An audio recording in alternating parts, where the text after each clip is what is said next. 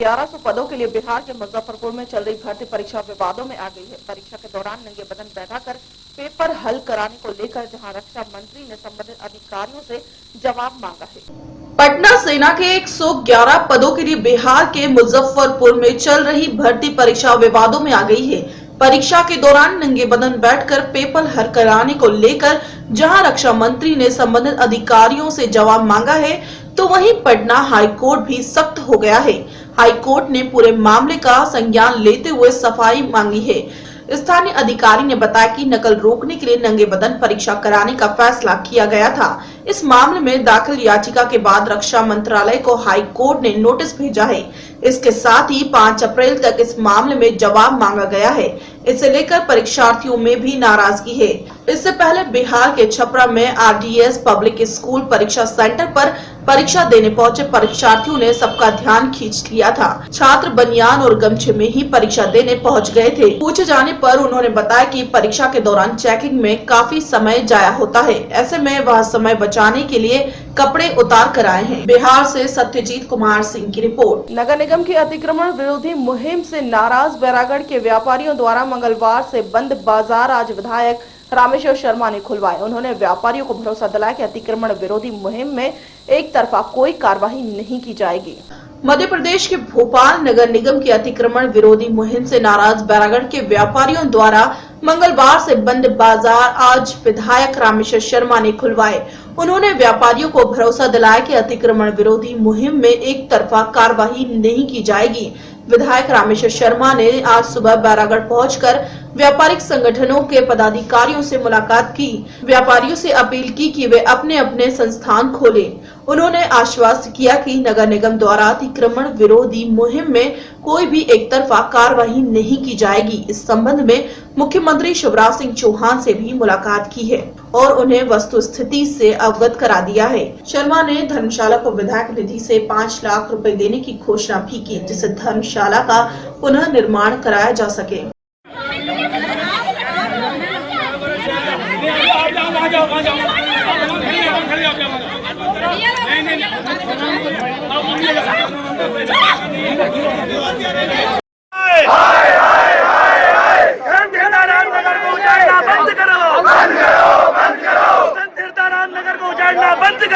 बैरागढ़ से संजना प्रियानी की। मुजफ्फरपुर से बलसाड़ जा रही श्रमिक एक्सप्रेस में आधी रात को यात्रियों से लूटपाट कर रहे 9 लुटेरों में से एक को यात्रियों ने पीट कर मार डाला। मध्य प्रदेश के कटनी में मुजफ्फरपुर से बलसाड़ जा रही श्रमिक एक्सप्रेस में आधी रात को यात्रियों से लूटपाट कर रहे 9 लुटेरों में से एक को यात्रियों ने पीट कर मार डाला। लुटेरे का शव सतना स्टेशन पर उतारा गया, जबकि लूट की रिपोर्ट कटनी में दर्ज कराई गई है। जानकारी के अनुसार ट्रेन में जब तक करीब 1 बजे बनारस के आसपास ही थी, तभी ट्रेन में S5 कोच में करीब हथियारबंद बदमाशों ने लूटपाट शुरू कर दी थी। लुटेरों ने हथियार की नोक पर यात्रियों से उनकी कीमती सामान, रुपए, जेवर आदि लूटने लगे। इसी दौरान यात्री एकजुट हो गए और बदमाशों से जूझ गए। इसके बाद एक लुटेरा S6 कोच में रह गया और अन्य दूसरे कोच में भाग गया। यात्रियों ने एक लुटेरे को बुरी तरह पीटा, जिसकी उसकी ट्रेन के अंदर ही मौत हो गई। लुटेरे का शव सतना स्टेशन पर उतारा गया। बाद में ट्रेन को आगे रवाना कर दिया गया। कटनी पहुंचने पर यात्रियों ने रिपोर्ट दर्ज कराने की बात कही, पर ट्रेन को रवाना कर दिया गया, जिससे यात्री आक्रोशित हो गए और उन्होंने करीब 6 बार चेन पुलिंग की। मजबूर होकर ट्रेन को रोकना पड़ा, जिसके बाद यात्रियों ने जीआरपी थाना पहुंचकर लूट की रिपोर्ट दर्ज कराई।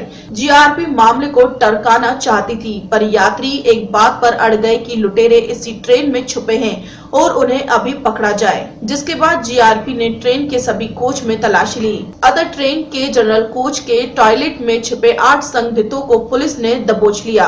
पकड़े गए सभी संदिग्ध लुटेरे बिहार के समस्तीपुर के बताए जा रहे हैं।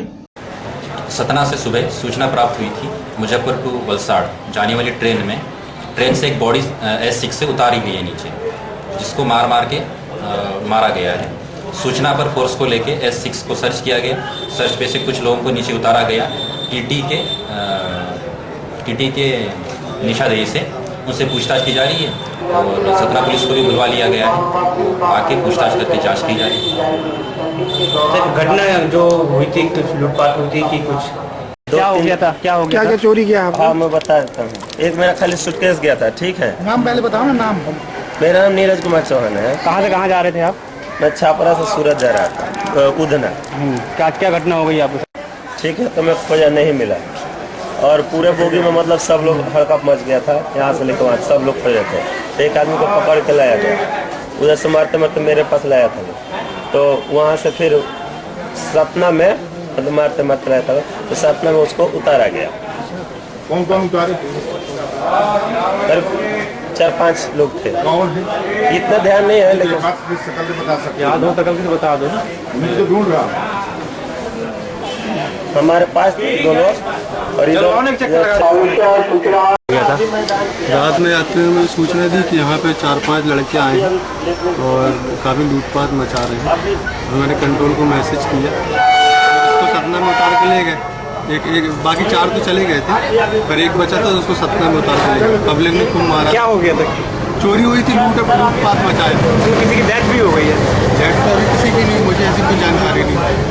कितने बजे की बात है ये रात में लगभग 12:30-1 बजे की बात। कितने लोगों के साथ लूट की गई थी?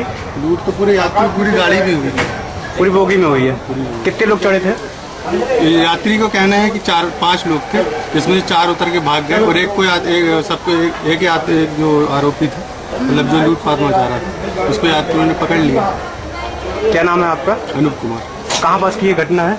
ये मानिकपुर के पहले की घटना है। कटनी से यश खरे की रिपोर्ट। बारात में डीजे बजाने को लेकर विवाद इतना बढ़ गया कि एक व्यक्ति को अपने जान से हाथ धोना पड़ा।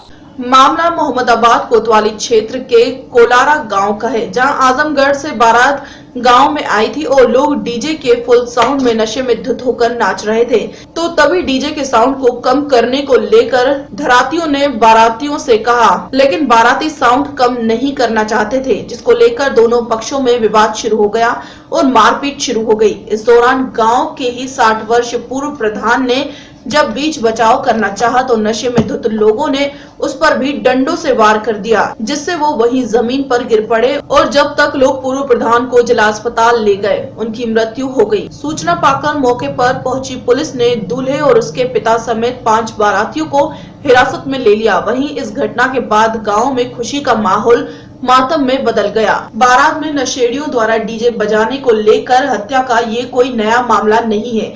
ऐसे मामले हर रोज कहीं न कहीं सुनने को मिल जाते हैं, लेकिन प्रशासन और शासन की तरफ से इस तरफ समुचित ध्यान न देने की वजह से इन मामलों में इजाफा होता ही जा रहा है। पूरे मामले में पुलिस ने तत्परता दिखाते हुए परिजनों के तहरीर पर 302 का मुकदमा दर्ज कर लिया और दूल्हे और उसके पिता समेत 5 बारातियों को गिरफ्तार कर पूछताछ कर रही है। लेकिन क्या मात्र मुकदमा दर्ज कर लेने से इस तरह की घटनाओं पर लगाम लग सकेगी? इसका जवाब शायद नहीं होगा, क्योंकि जब तक इस पर प्रशासन और पुलिस की तरफ से कठोर कदम नहीं उठाए जाते या फिर शादी विवाह जैसे आयोजन में शराब और डीजे पर प्रतिबंध नहीं लगाया जाएगा, तब तक इस तरीके की घटनाओं पर अंकुश लगाना नामुमकिन सा दिख रहा है। फिलहाल मामले में अपर पुलिस अधीक्षक ने आरोपियों की गिरफ्तारी कर उन्हें पूछताछ की बात कही है। वो पूर्व प्रधान रहे हैं। जी बताइए कैसे घटना हुई? पूरी घटना क्या अब इनके गांव में बारात आई थी नरौली आजमगढ़ से, और ये बारात में डीजे को लेकर के आपस में बाराती और घराती झगड़ा कर दिए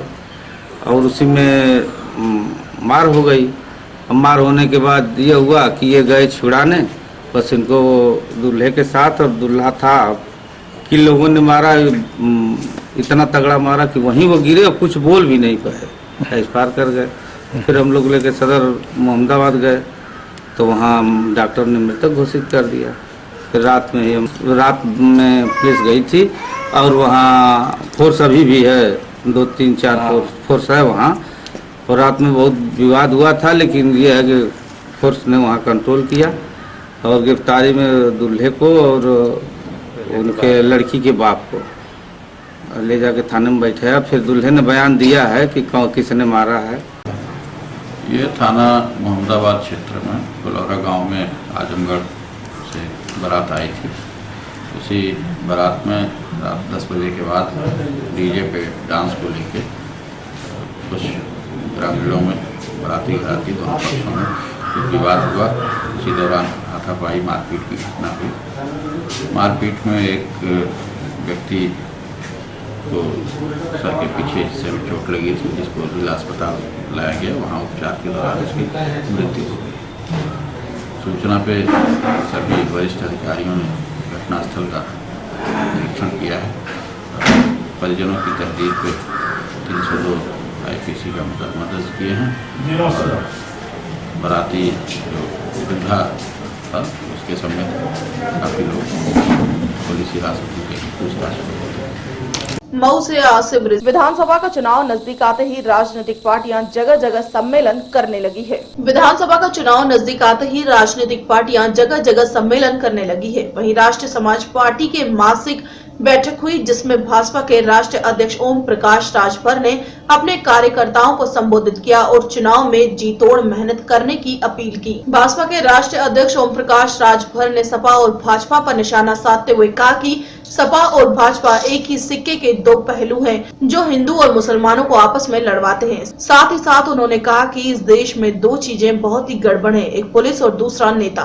यही दोनों सुधर जाते तो देश सुधर जाएगा। जब मीडिया ने नेताओं की गड़बड़ी पर सवाल किया तो मंच पर बैठे अपने ही एक नेता को गड़बड़ बता दिया, तो साफ तौर पर यही अंदाजा लगा सकते हैं कि भाजपा के राष्ट्रीय अध्यक्ष वोट के लिए अपने ही नेता के ऊपर गड़बड़ी का ठीकरा फोड़ दिया। ये लोग समाजवादी पार्टी और भारतीय जनता पार्टी दोनों एक सिक्के के दो पहलू हैं। ये लोग झगड़ा करा करके, मार करा करके, हिंदू मुसलमान करा करके वोट लेना चाहते हैं। इस देश में दो चीजें बहुत गड़बड़ हैं, एक नेता और एक पुलिस। यह दोनों सुधर जाएं तो पूरा देश सुधर जाए। यही लोग सब करा रहे हैं। यादव जी नेता हैं। अच्छा, मतलब गड़बड़ है, नेता हैं, अभी चुने गए हैं। मऊ से आसिफ रिजवी की रिपोर्ट। खबरों में फिलहाल इतना ही। मुझे दीजिए इजाजत। नमस्कार।